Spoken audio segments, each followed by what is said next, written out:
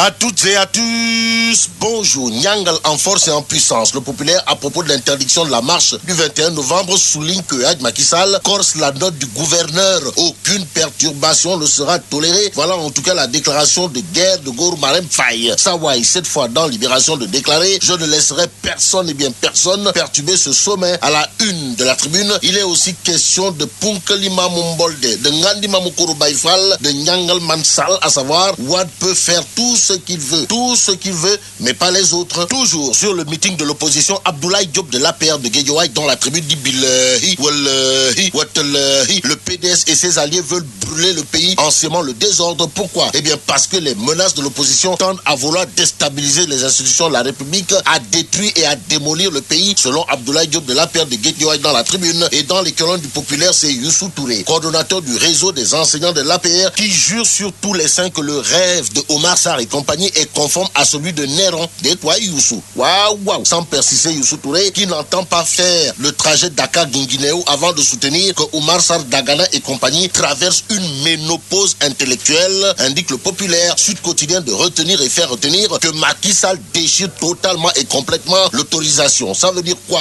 Eh bien que la marche annoncée du PDS et compagnie pour le 21 novembre n'aura pas lieu si on en croit Macky Sall dans le Sud Quotidien. Passons à la tribune qui nous informe que les députés ont rejeté le budget de Mariama Sarr. Pourquoi? Parce qu'ils se sont sentis minimisés par la ministre de la Femme, explique la tribune. Le journal du groupe des médias, dans sa page 13, est tiré d'indiquer qu'aux yeux des représentants du peuple, Mariama Sarr, qui a été absente au moment du passage de son budget devant la commission des finances de l'Assemblée nationale, ne respecte personne. Et pendant ce temps, l'As quotidien nous souffre que Amadou Ba, ministre des Finances de son État, estime le coût du centre de conférence de Dakar à près de 60 milliards. Et là, il s'agit de la guerre des chiffres au sommet du pouvoir, écrit l'As quotidien. Toujours au sujet du financement du centre de conférence de Dakar, l'As quotidien, dans ses pics, révèle que Aïda Mbodj, la lionne Aïda Mbodj, plaide pour une commission d'enquête parlementaire. Pourquoi faire? Eh bien, pour faire toute la lumière, semble noter l'As quotidien. Le quotidien Grand Place barre sa une d'une grosse interrogation, à savoir